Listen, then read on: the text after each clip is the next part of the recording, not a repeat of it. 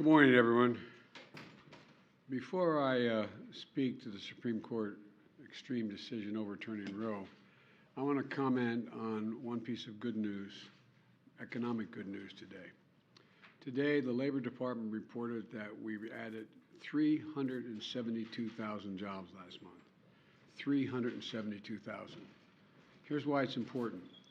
Our private sector has now recovered all of the jobs lost during the pandemic and added jobs on top of that. We have more Americans working today in the private sector than any day under my predecessor, more today than any time in American history, today. In the second quarter of this year, we created more jobs than any quarter under any of my predecessors in nearly 40 years before the pandemic. Think about that. At a time when our critics said the economy was too weak or having already added more jobs, we had already added more jobs in my first year as president of any president in history, we still added more jobs in the past 3 months than any administration in nearly 40 years.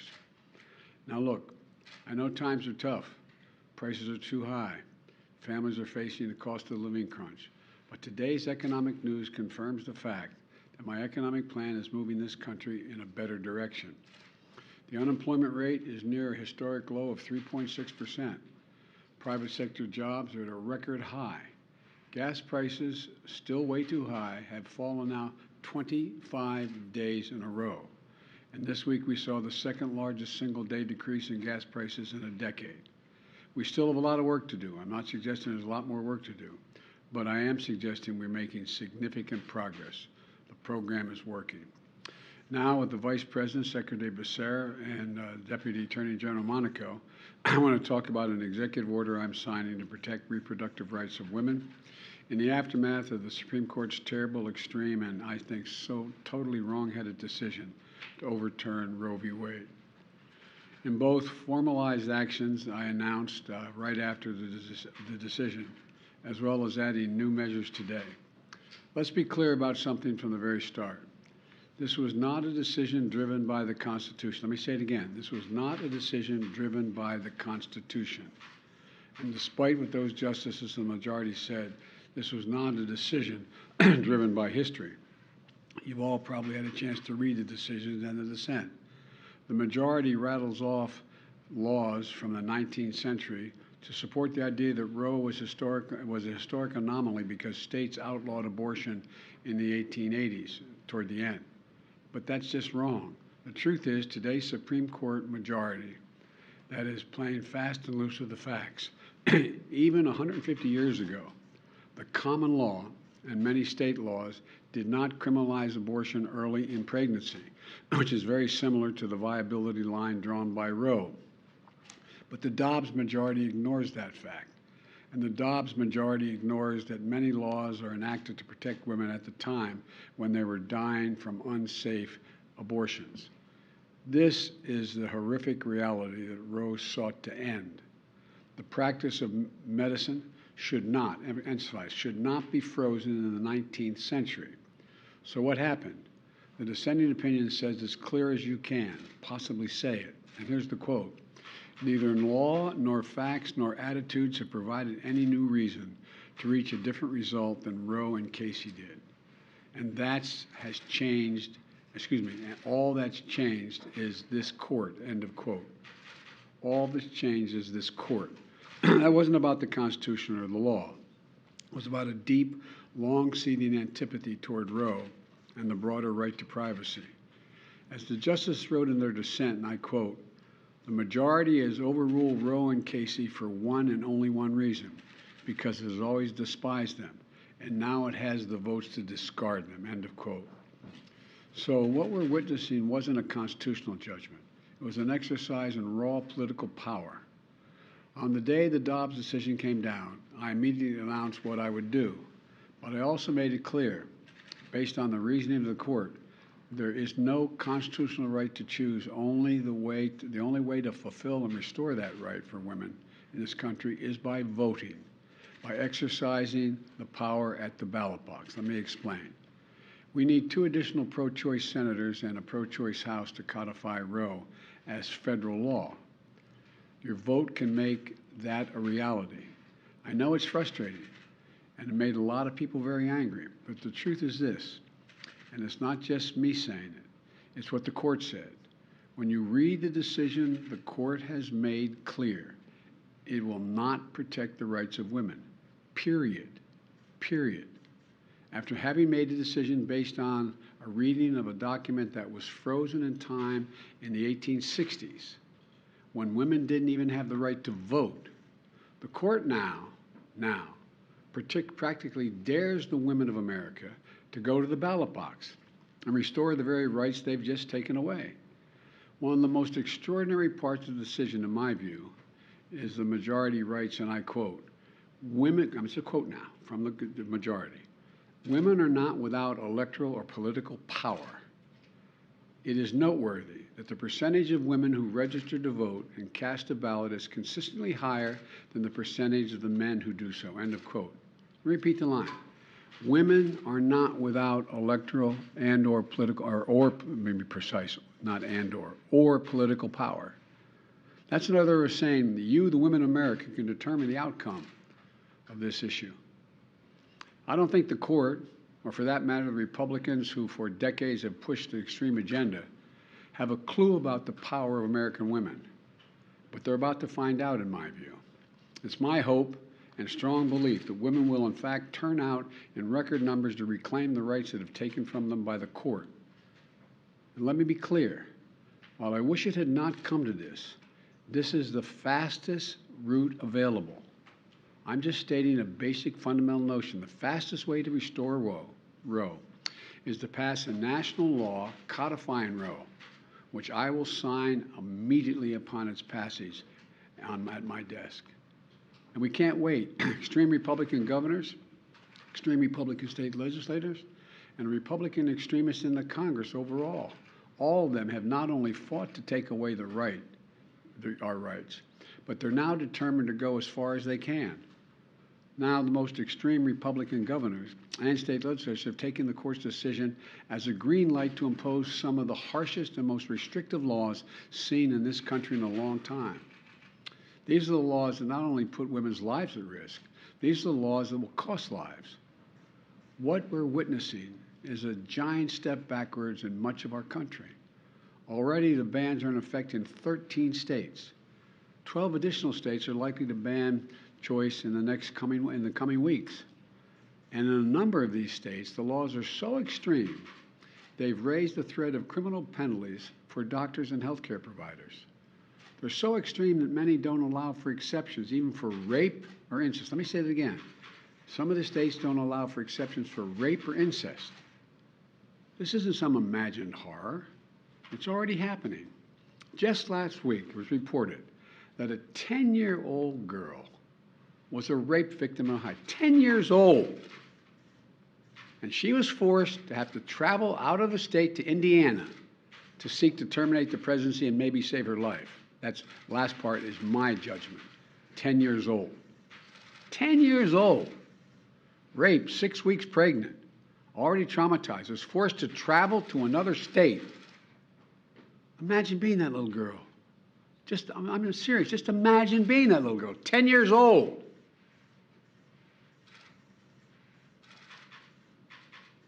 Does anyone believe that it's Ohio's majority view that that should not be able to be dealt with? Or in any other state in the nation?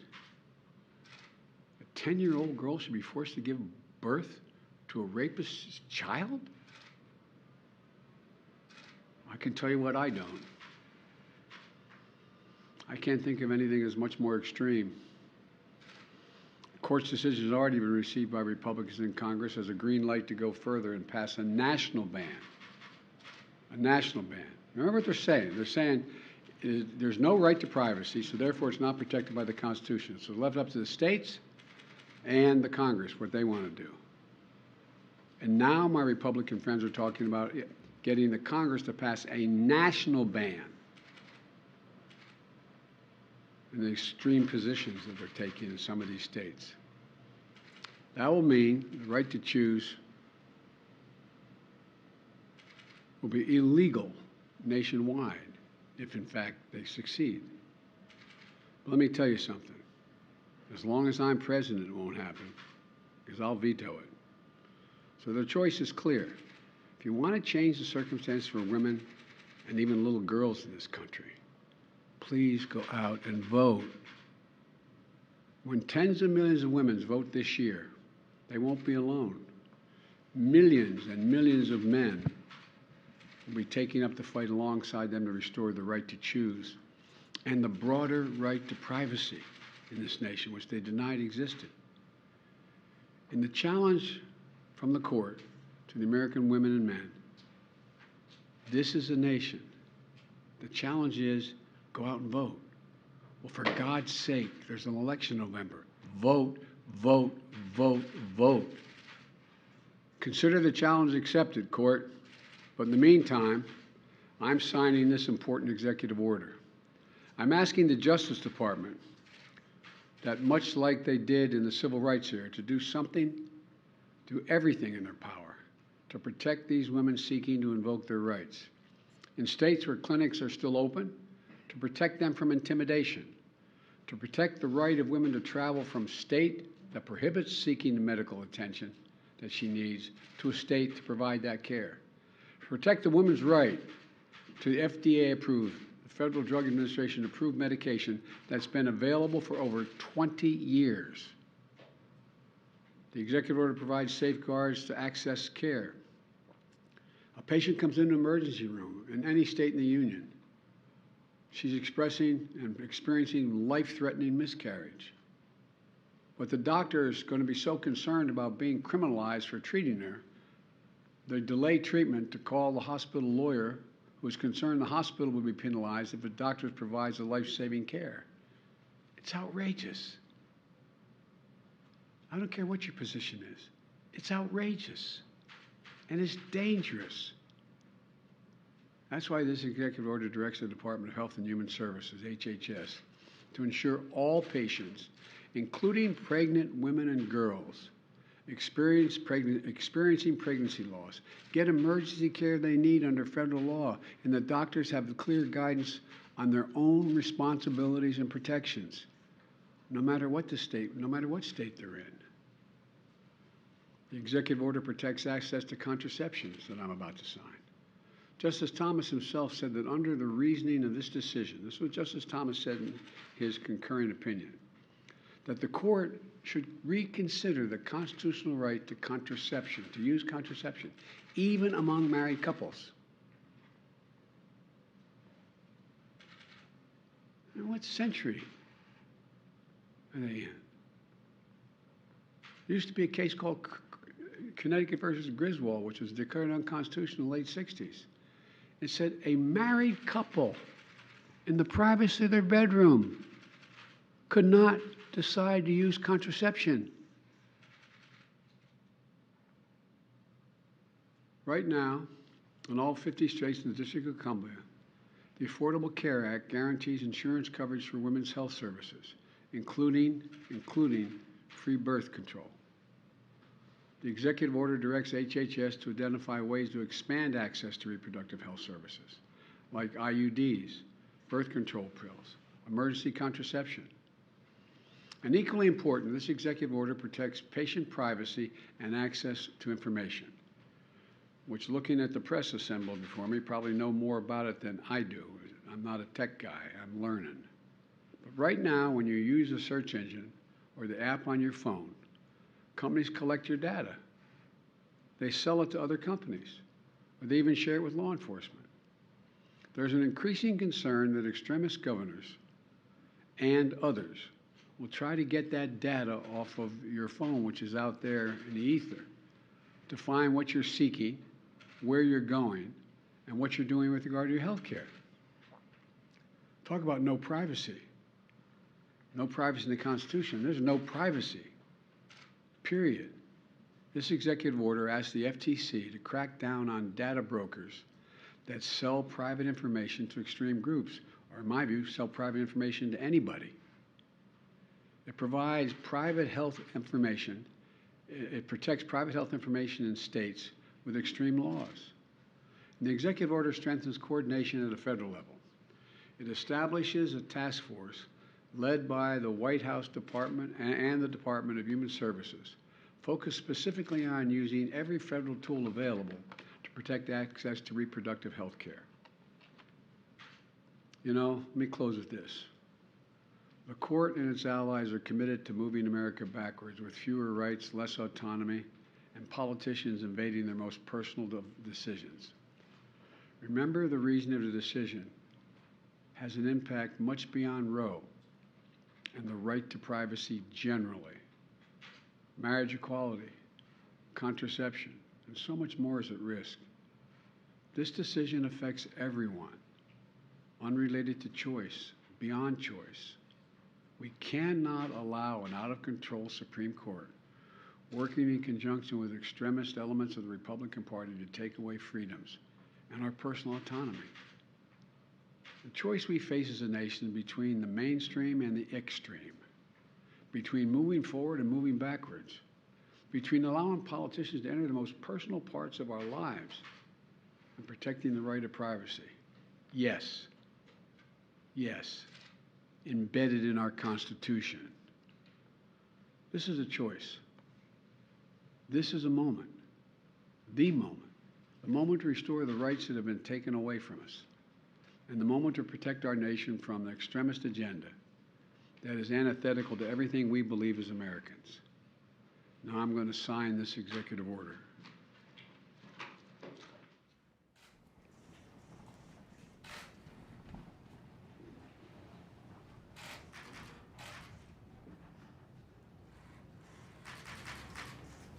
Executive order is protecting access to reproductive health care services.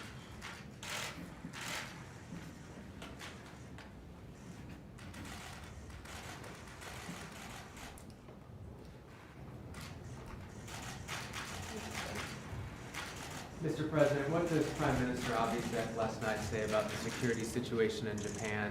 And can you give us an update on your thinking about lifting China tariffs, please? Let me, I tried to put a call in to the present Prime Minister,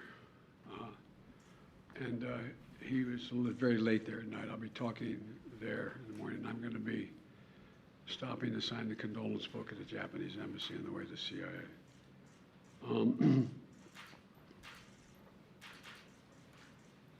This hasn't happened in Japan in decades and decades. I'm told all the way back to the late 30s, the mid-30s. And it's a homemade weapon. I've only seen a photograph of it. The Justice Department is going to be going in and giving me more detail later as they find out the detail.